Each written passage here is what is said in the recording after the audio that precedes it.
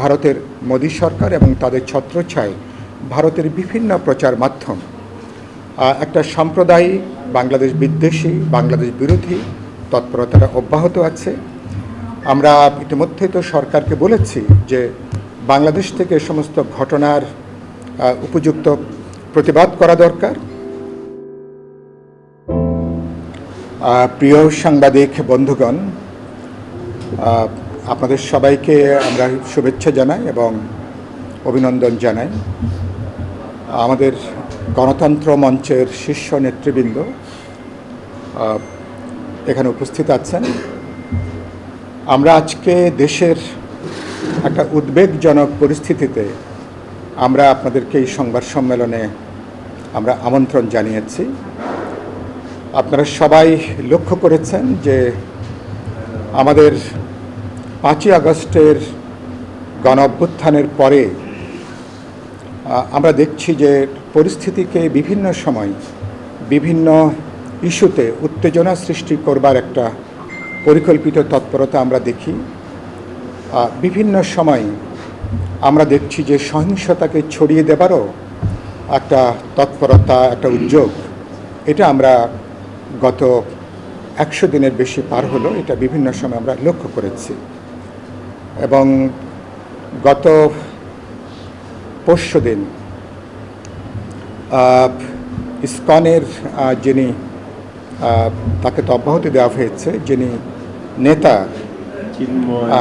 চিন্ময় কৃষ্ণ ব্রহ্মচারী, তাকে গ্রেফতার করা হয়েছে। তো এবং সেই ঘটনাকে কেন্দ্র করে পরবর্তীকালে আপনারা লক্ষ্য করেছেন চট্টগ্রামে ব্যাপক যে সহিংসতা তৈরি হয়েছে এবং সেখানে মর্মান্তিকভাবে এবং সেখানে একজন আইনজীবী সাইফুল ইসলাম, তাকে যেভাবে বর্বরোচিতভাবে হত্যা করা হয়েছে, এই ঘটনায় আমরা তীব্র নিন্দা জানাই, এটাকে আমরা প্রতিবাদ জানাই। আমরা মনে করছি এই সমস্ত ঘটনাগুলোকে ধরে আমরা দেখছি যে বাংলাদেশে আবারও একটা সাম্প্রদায়িক উত্তেজনা, একটা সাম্প্রদায়িক সহিংসতা ছড়িয়ে দেওয়ার একটা তৎপরতা এখন এখানে অব্যাহত আছে।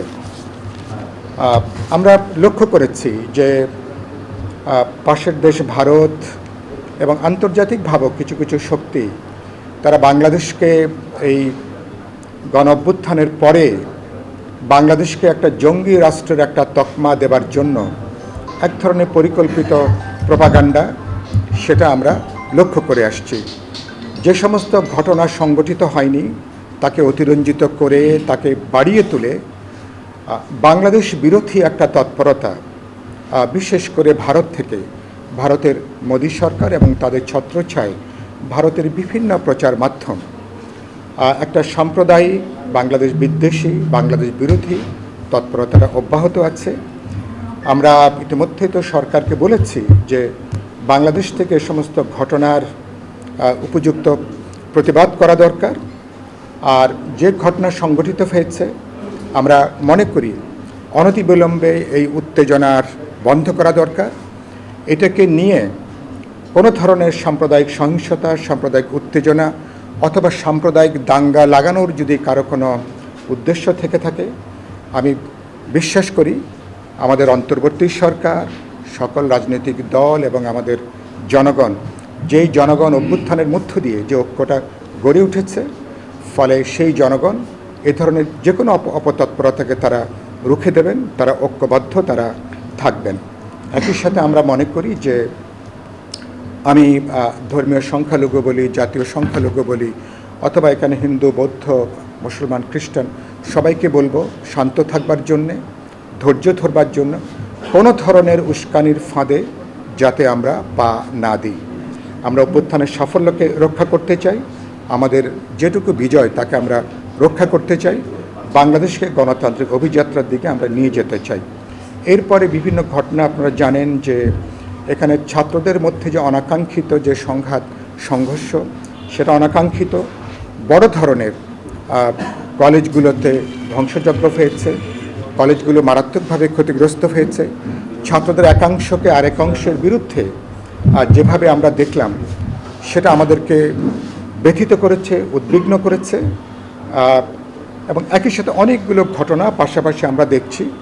এই সমস্ত বিষয়ে আমরা যেটা মনে করি, অন্তর্বর্তী সরকার তার দায় দায়িত্ব এড়িয়ে যেতে পারেন না। এটা একদিকে আমাদের যে প্রশাসন, এখানে প্রশাসনিক শৈথিল্য কিছুটা আছে।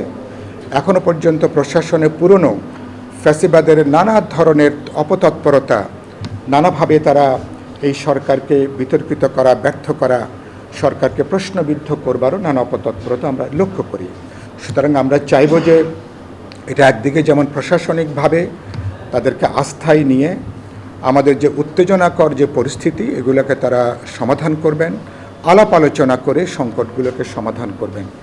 আর পরবর্তী যেটা বলতে চাই, সমস্যাগুলো কেবলমাত্র আইন শৃঙ্খলাজনিত সমস্যা না, কেবল প্রশাসনিক সমস্যা না, এগুলো একটা রাজনৈতিক সমস্যা।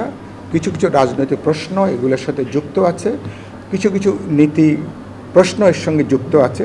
সুতরাং সরকারকে আমরা অবশ্যই বলবো, শুধু প্রশাসনিক উদ্যোগের পাশাপাশি রাজনৈতিকভাবেও আলাপ আলোচনা করে, বোঝাপড়া করে এই সমস্ত সমস্যাগুলোর যাতে আমরা সমাধান করতে পারি, সে ব্যাপারে সরকার নিশ্চয়ই উদ্যোগ গ্রহণ করবেন। শেষে আমি যে কথা বলতে চাই, এই ধরনের যে পরিস্থিতি, এই পরিস্থিতিতে আমরা দেখছি যে 3 মাস আগে আন্দোলনের শক্তিগুলোর মধ্যে যে গণঐক্যটা ছিল, কিছু কিছু দেখি যে কিছু কিছু ফাটল আমরা লক্ষ্য করছি। যেই ফাটলের সুযোগ ধরে নানা ধরনের প্রতিক্রিয়া শক্তি, নানা ধরনের পরাজিত শক্তি, তারা আবার বেরিয়ে আসার একটা চেষ্টা এটা আমরা লক্ষ্য করি। সেজন্য আমরা এই অভ্যুত্থানের গণঐক্যটাকে ধরে রাখা, তারা সংহত করা, জোরদার করা, এটা যেমন জরুরি, একই সাথে আমরা মনে করি রাজনৈতিক দলগুলোকে সরকারকে আস্থায় নেওয়া দরকার। এবং আমরা দেখছি যে এত বড় সংকটেও অন্তর্বর্তী সরকার রাজনৈতিক দলগুলোর সঙ্গে যে আলাপ আলোচনা করা, কথাবার্তা বলা, বোঝাপড়া তৈরি করা, সে ব্যাপারে আমরা কার্যকর কোনো উদ্যোগ এখনও পর্যন্ত আমরা দেখছি না। আমরা সরকারকে বলবো, এটা কেবলমাত্র সরকারের পক্ষে একা এই পরিস্থিতিটা মোকাবেলা করাটা সম্ভব না। সকল রাজনৈতিক দল, ছাত্র, তরুণরা সমাজের সমস্ত অংশকে, স্টেক হোল্ডারদেরকে আস্থায় নিয়ে আলাপ আলোচনা করে এসব সংকট সমাধান করবে। কারণ আলটিমেটলি বাংলাদেশকে তো একটা আমাদের প্রয়োজনীয় সংস্কারগুলো সম্পন্ন করে আমরা বলেছি সম্ভব যৌক্তিক সময়ের মধ্যে একটা অবাধ, নিরপেক্ষ, বিশ্বাসযোগ্য নির্বাচন নিশ্চিত করা। কারণ এরকম একটা নির্বাচিত সরকার ছাড়া আসলে এরকম একটা পরিস্থিতি, টালমাটাল পরিস্থিতি শেষ পর্যন্ত আসলে মোকাবেলা করাটা অসম্ভব। তো আমরা চাইব যে সরকার এই কথাগুলো তারা নেবেন এবং তারা একটা দায়িত্বশীল আচরণ করবেন। সরকারের কোনো মহল থেকে, কোনো তরফ থেকে যেন কোনো অতিকথন বা অতিরিক্ত কোনো পদক্ষেপ যেন আমরা গ্রহণ না করি। পরিস্থিতি উত্তেজনাপূর্ণ, কিন্তু আমরা যেন উত্তেজনার বশত আমরা যেন কোনো সিদ্ধান্ত গ্রহণ না করি। তারা যদি নির্দিষ্ট কোনো যদি অন্যায় করে থাকেন, সেটাও অনেক সময় ঢাকা পড়ে যায় এই নিষিদ্ধ করবার বাতাবরণের ভেতর দিয়ে। কাউকে যদি মোকাবেলা করতে চান, যে কোনো আধুনিক গণতান্ত্রিক সমাজে আপনি কথা বলবেন, রাজনৈতিকভাবে মোকাবেলা করবেন, সেখানে আইনি প্রক্রিয়া আছে। তাদের যদি কোনো নির্দিষ্ট কোনো অপরাধ থাকে, অন্যায় থাকে, বিচারিকভাবে সেটা হতে পারে, কিন্তু নিষিদ্ধ করবার মধ্য দিয়ে আমি মনে করি কোনো রাজনৈতিক সংগঠন অথবা কোনো ধর্মীয় সংগঠনকে এটা সংকটের সমাধান করবে না, বরঞ্চ পরিস্থিতিকে অপ্রয়োজনীয়ভাবে আপনি আরও উত্তেজনার দিকে আপনি নিয়ে যাবেন। আর দ্বিতীয়ত যেটা বললেন, সরকারকে, এটা হলো সরকারের বুদ্ধিমত্তা, দূরদৃষ্টি এবং প্রজ্ঞার পরিচয়। ঢাকা শহর সহ দেশের বিভিন্ন অঞ্চল যখন উত্তপ্ত, তখন আপনি ঘর পড়ার মধ্যে আলো পোড়া দেবার আয়োজন করবেন কিনা?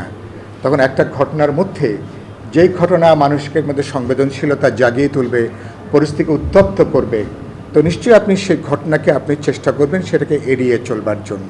সুতরাং অপরাধ করলে তার তো আইনই তার বিচার আছে, দেশে প্রচলিত আইন আছে, সেখানে যাবে।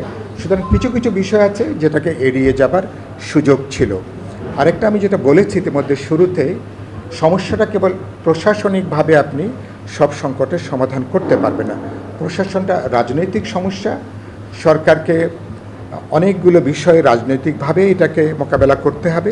সেটার জন্য রাজনৈতিক দল, ছাত্র, তরুণ সহ জনগণের সমস্ত অংশকে নিয়ে আলাপ আলোচনা করে এই সমাধানের পথটা বের করতে হবে। সুতরাং এটা না হলে যে কোনো সময়, যেটা আপনি বললেন না, যে কোনো সময় কিন্তু আমাদের পথ হারানোর ঝুঁকি থাকবে। যে কোনো আমাদের পথ হারানোর ঝুঁকির মধ্য দিয়ে পুরনো ফ্যাসিবাদী শক্তি যে কোনো চেহারায় আবার তারা কিন্তু আবির্ভূত হতে পারে। এ ব্যাপারে আমরা প্রত্যেককেই আরও বেশি দায়িত্বশীল হবার জন্য আমরা আহ্বান জানাবো। একটা বিষয় জানার ছিল, সেটা হচ্ছে আপনারা ছজন বক্তব্য দিয়েছেন, ছজনের বিষয়ে একটা জায়গায় আপনারা সবাই একমত হয়েছেন, সেটা হচ্ছে পার্শ্ববর্তী দেশ ভারত থেকে উস্কানি দেওয়া হচ্ছে, সেটা গণমাধ্যম, এবং একজন বলেছেন যে রাষ্ট্রীয়ভাবে উস্কানি দেওয়া হচ্ছে।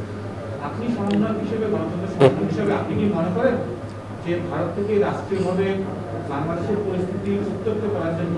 এটার উত্তরটা আমি দেব না, আপনি দাদা কেন স্পষ্ট করে জানান। আচ্ছা, আমি একটু, আপনি যেভাবে স্পষ্ট বলেছেন, আপনার ভারত সরকারের পক্ষে তাদের সরকারি প্রতিনিধি যখন সংবাদ সম্মেলন করে তিনি যে ভাষায় তিনি বিবৃতি তিনি দিচ্ছেন, এটাকে আমি মনে করি এক ধরনের এটা রাষ্ট্রীয় উস্কানি দেবার এটা সামিল। এবং বিজেপি দলগতভাবে আপনারা জানেন, বিজেপি আজকে থেকে না, বিজেপি অতীত আওয়ামী লীগ সরকারের সময় থেকে তারা আওয়ামী লীগকে তারা পেলা দিয়ে রাখতে যে পুরো বাংলাদেশ এবং তার 17 কোটি মানুষের বিরুদ্ধেই বাস্তবে তারা অবস্থান নিয়েছিল। এখানকার গণতান্ত্রিক অধিকার, এখানকার ভোটের অধিকার, গণতান্ত্রিক অধিকারের বিরুদ্ধে তারা অবস্থান নিয়েছিল। আর এই অভ্যুত্থানের পরে আওয়ামী লীগ এবং শেখ হাসিনার পরাজয়কে বিজেপি সরকার তারা তাদের পরাজয় হিসেবে তারা কিন্তু বিবেচনা তারা করে আসছে। সুতরাং এবং এখনও পর্যন্ত কারণে অকারণে তারা একটা বাংলাদেশ বিরোধী তৎপরতা, গণ অভ্যুত্থান বিরোধী তৎপরতা, অন্তর্বর্তী সরকার বিরোধী তৎপরতা তারা অব্যাহত রেখেছে। এবং এটাকে তারা বৈশ্বিক ক্যানভাসেও তাদের যতগুলো বৈশ্বিক নেটওয়ার্ক আছে সেখানে, যেটা ইতিমধ্যে আমরা উল্লেখ করেছি, বাংলাদেশকে একটা অসহিষ্ণু দেশ, একটা জঙ্গিবাদী দেশ, একটা সাম্প্রদায়িক দেশ, যেখানে ধর্মীয় জাতিগত সংখ্যালঘুরা গুরুতরভাবে বিপন্ন, এরকম একটা চেহারা দেবার একটা সংগঠিত পরিকল্পিত তৎপরতা আছে, যেটাকে আমরা বিরোধিতা করি। বিচ্ছিন্ন বিক্ষিপ্ত কিছু ঘটনা যে ঘটছে না তা না, কিন্তু আপনি নিশ্চয়ই আমরা সবাই একমত হব, গত 3 মাসে আমাদের রাজনৈতিক দলগুলো, ছাত্র তরুণরা, জনগণ বুক চিতিয়ে আমরা কিন্তু তাদের পক্ষে কিন্তু আমরা কিন্তু অবস্থান নিয়েছি, সেটাকে আমরা অব্যাহত রাখবো। আমরা আর কি কোনো প্রশ্ন আছে? তাহলে আমরা আপনাদেরকে শুভেচ্ছা জানিয়ে, ধন্যবাদ জানিয়ে আমরা সংবাদ সম্মেলনের কাজ আমরা এখানেই শেষ করছি।